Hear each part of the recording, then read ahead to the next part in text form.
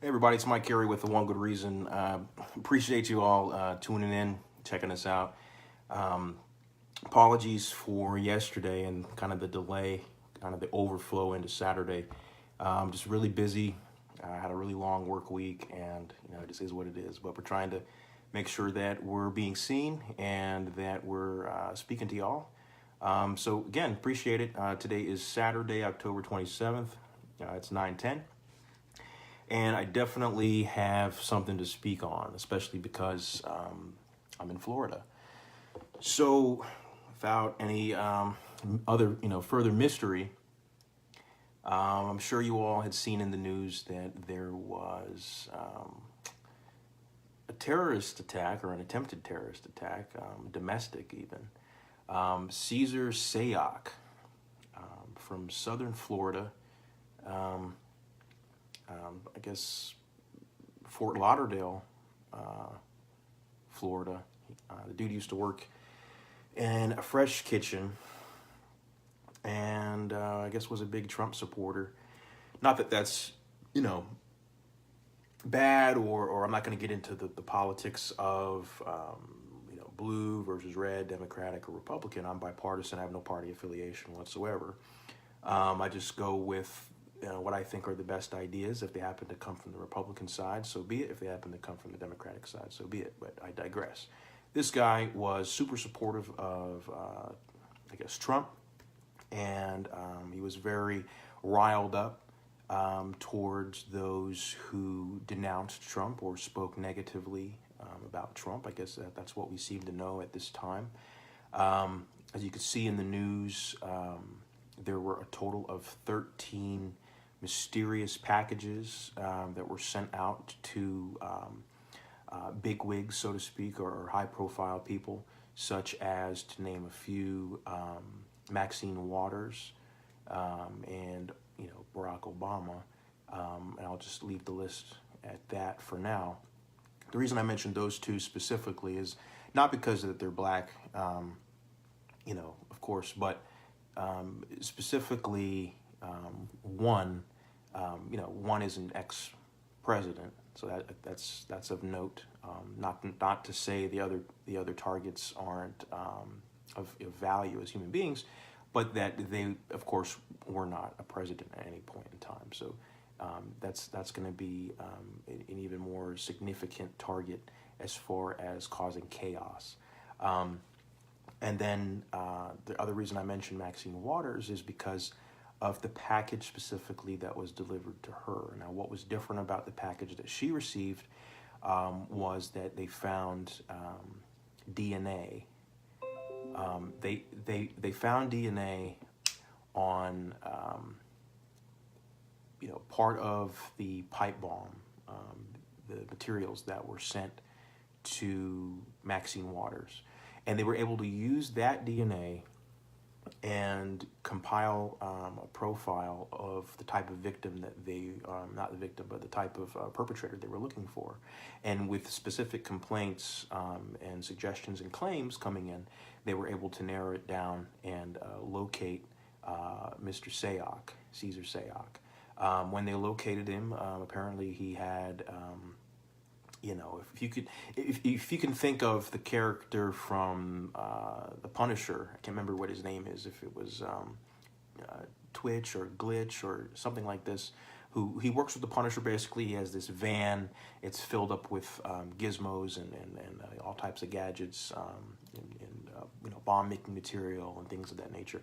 That's basically what the fuck this guy had. And it was pretty much, cut and dry. They were like, well, people were saying you were doing this. We have your DNA, and we find you living in this van that looks like you're ready for World War III, basically. So pretty scary shit.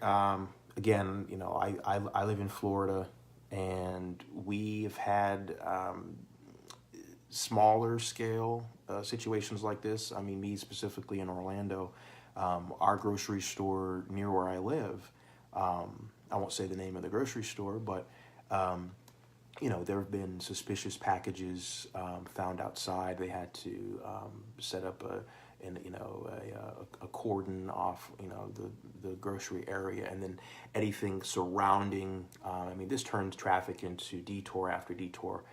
Something that would take 2 minutes, a 2 minute drive became a 25-minute or 30-minute ordeal just to get from point A to point B because of the fear that was involved.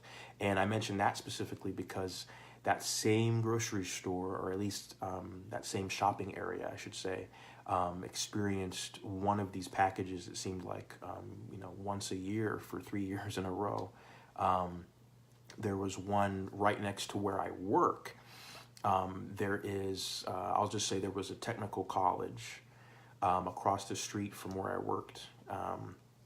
I won't say what they specify in or what the specialty is, but also a bomb threat or a suspicious package left outside of that building. So this has been kind of something that's, it's 2018.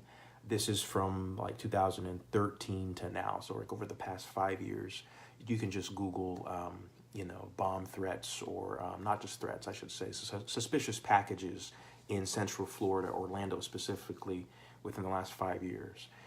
So it's been kind of, I don't want to say we're desensitized to it, like, oh, it's another, somebody in Florida doing this. But yeah, it's been often enough to where it's kind of, everybody is on alert, at least in my area of East Orlando. To hear that this took place, is very embarrassing as a Floridian. We have a bad enough rap as it is as far as our education or our ability to vote in elections because of the recounts and things of that nature. Although I think UCF is in the top 3 universities, University of Central Florida, but in any case, it's really disheartening. Regardless if I was from Florida, if I was just being an American citizen, it's very embarrassing and I'm very disappointed. But I feel it even more so being in the state that is responsible for producing somebody like Cesar Sayoc. So I kind of wanted to just say I'm very thankful that the processes are in place to sift through mail and to actually be paying attention. I always felt a little bit, kind of confused as to why the mailing process was so stringent. When you go to get off topic a little bit, when you go to the airport and you're patted down or you're going through all these machines, you're taking your shoes off and all of these things. I understand, 9/11 happened, of course, and that's it's not to say, oh, okay, a decade has passed or more, actually almost 2 decades, that we should just relax, because that obviously someone could argue that someone would use that opportunity to try that again or something like that. But there's a lot of debate over, is it going too far with the TSA agents and the ability to travel and things of that nature. So it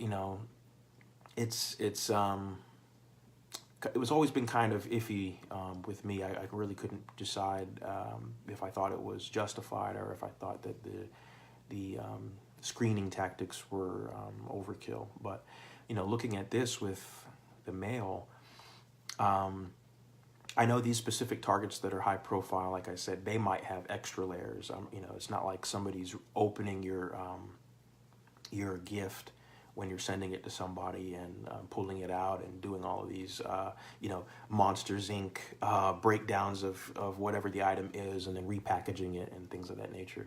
I think as far as my knowledge is concerned, they maybe use some type of X-ray or things of that nature. But this was packaged in such a way that they were hoping to get through those first levels of defense.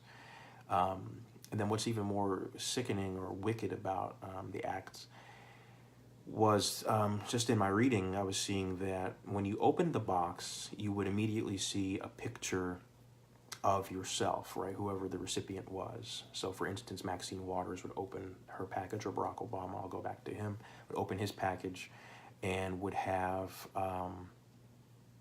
a picture of himself with a red X on it, so that's kind of, spooky as it is. Now, it never got to them for them to see that, but it was intended for them to see that. Once you remove the pictures, then of course there was the device, which was set to go off. I read a couple different things, so don't quote me on this, but one thing I read, it was set to go off once it was removed from the box. Another said it was set to go off if there was certain switch that was touched or something like this. So I'm a little iffy on that right now, but as you can tell, I'm very taken aback when I heard about this, the news that I was reading that was coming out. A lot of people were bringing up there's another case similar, a little bit similar. It's a little bit different though. In Salida, Colorado, they were saying the smiley face bomber, and the reason he was called smiley, I don't know his actual name, but I really hate to mention their names to promote some kind of infamy with these people, but this particular person, I don't know if he was going for fame or if he was going for secrecy. So I just wanted to say his name so that we were all aware. If you hadn't checked the news anyway, not that I'm the sole proprietor of what's going on in the world, but in any case, when you're talking about the smiley face bomber, his situation was kind of the same thing. He was sending out bombs to different areas in the country, but his purpose was to have the bombs go off at the same time to create a smiley face on a map. So if you were to look at the map and see the areas where the bombs had gone off, if you put like an X on each of the spots, that it would have created a smiley face. I mean, that's just fucking sick. Young guy who did that one, I think younger than myself. This guy, Mr. Sayoc, Cesar Sayoc, was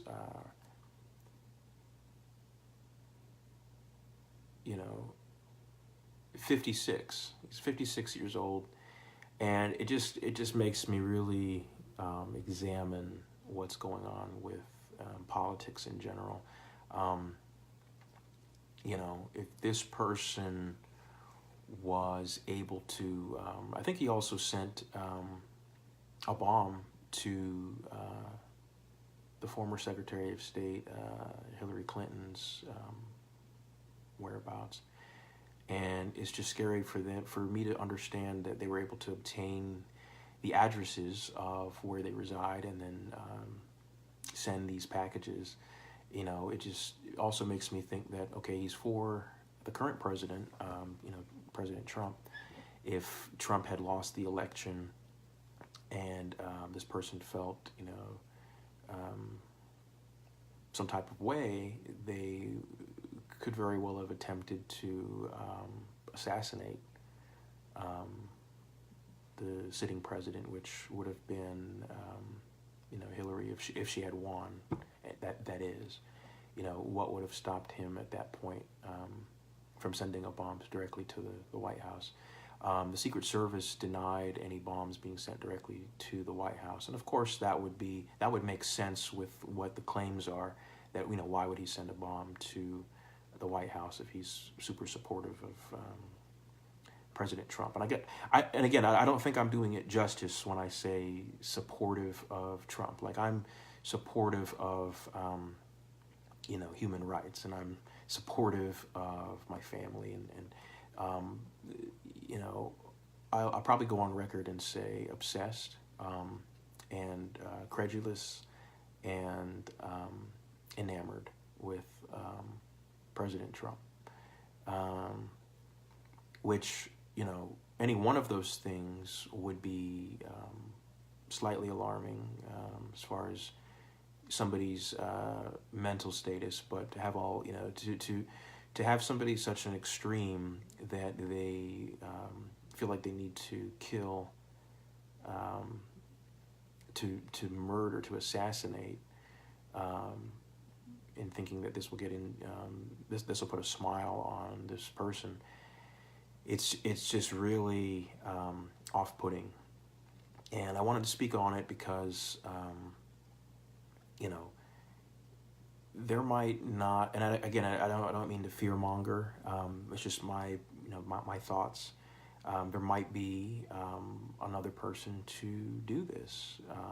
There might be other people that had worked with him. Right now, they're saying that as far as I could read here anyway.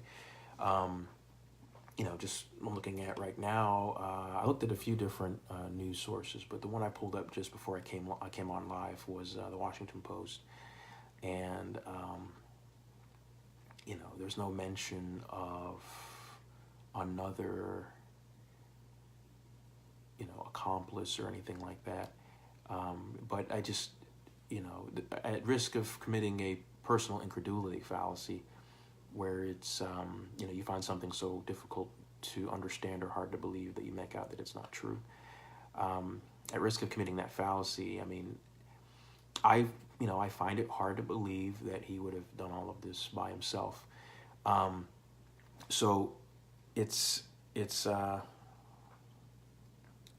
kind of disheartening, and again, it just kind of puts me on edge. It says here, Sayoc was a registered Republican who lives in Aventura, Florida, which is north of Miami. I know earlier I said Fort Lauderdale, but I think he worked in Fort Lauderdale at that restaurant.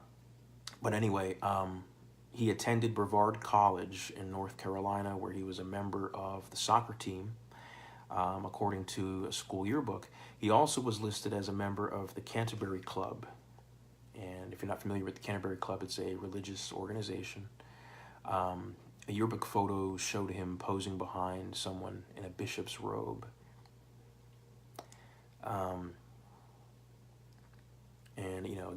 Sayoc had worked in recent years at a pizza delivery driver.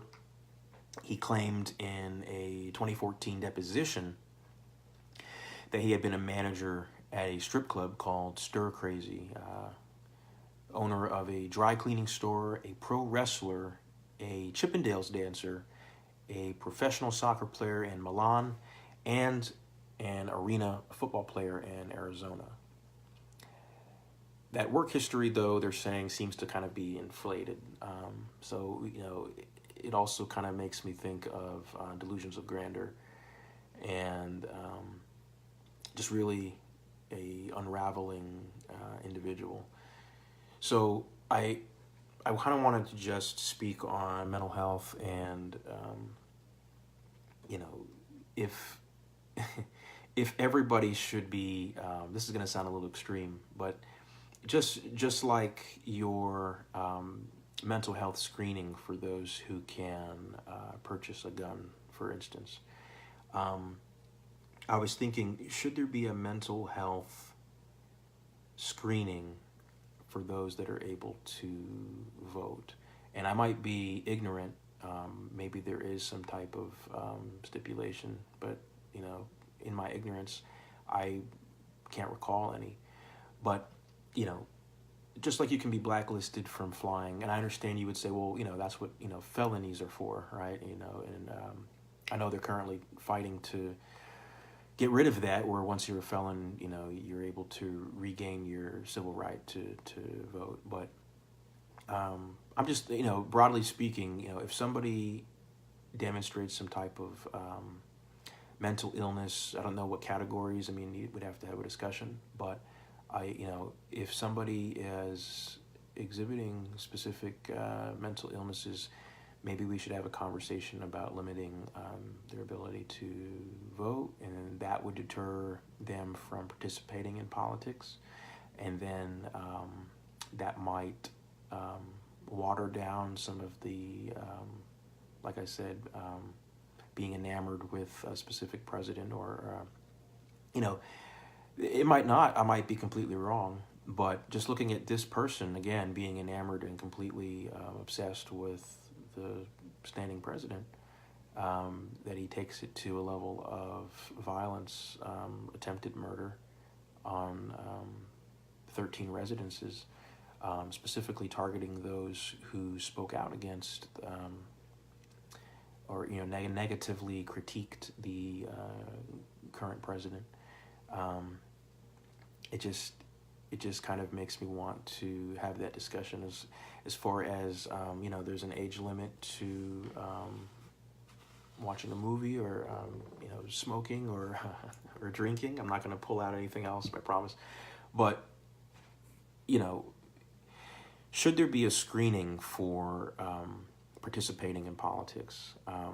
Not running for office, obviously, but maybe participating in the voting process. Would that be discriminatory? I don't know. Is it discriminatory for purchasing a weapon, right? I mentioned that a little bit earlier. Now, you might say that's a false equivalency because, voting isn't necessarily potential, violence, in a box. But it's the idea is to basically cordon off those, shy away those who might have very impressionable personalities. And, yes, they could go home and follow the news and follow everything else and still become enamored. So it might actually be a far cry from an actual solution. But I just kind of wanted to throw that idea out there. And I'm still not completely sold on the fact that Mr. Sayoc operated alone with the mind that he had. It would be difficult. I would claim it would be difficult for him to orchestrate all of this, the van and the materials and obtaining the addresses for their residents. But yeah, Brian Greener, I see you're in the room, man. I appreciate it. What do you think about the whole bombing scenario? If you're able to type into the chat. Did you hear about the whole, what's his name? Cesar Sayoc from southern Florida sending bombs to people like Maxine Waters and Barack Obama and Bill and Hillary Clinton's residence because they spoke badly about Trump, and he was a huge Trump supporter. And I don't know if you're going to chime in, but that's basically what I'm talking about, and just my embarrassment being a Floridian myself, and knowing that we already kind of have a bad rap as it is, as far as the education and inability to vote, succinctly. But Xavier's not on this talk tonight. He has some personal matters that he's attending to, and again, we definitely apologize for the delay in setting this one off on Saturday versus Friday. A lot of you are probably out right now getting your drink on. It's getting close to Halloween, so I'm sure there's all types of activities and things of that nature. But yeah, guys, I just want to kind of end this one on that note. That's basically what's going on right now in my mind. Another quote mentioned him as, quote, he was crazed. That's the best word for him. There was something really off with him is another quote. Another quote, this was his way of getting attention. One of his cousins said, quote, he just wanted to get his opinion out there. And I guess his opinion being that the others who speak badly about Trump should be murdered. He was saying you can't speak against the president. The next guy who says we want to kick them when they're down, he's going to learn not to say that, is what he said, claims the cousin prior to him putting the bombs out. So basically, being the big brother or, standing up as he thinks for the president. Is it a conspiracy? Is it, I don't know. But this is the information that's being put out. And again, it just really makes me pause, and I'm just very taken aback by the whole situation. Brian, I don't know if you saw a little bit earlier, I was mentioning that for the past 5 years in Eastern Orlando, there have been suspicious packages and things left in shopping centers and things of that nature, and a lot of the traffic was diverted and became very chaotic. We've not become accustomed to it, but it's become kind of an elephant in the room, so to speak. And so, you know, the last one I think was probably the beginning of 2017 or end of 2016.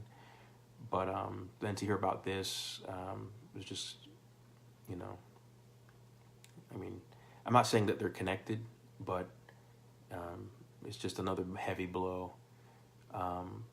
Here's another quote. You know, he lives in a fantasy. I have no doubt he's mentally ill.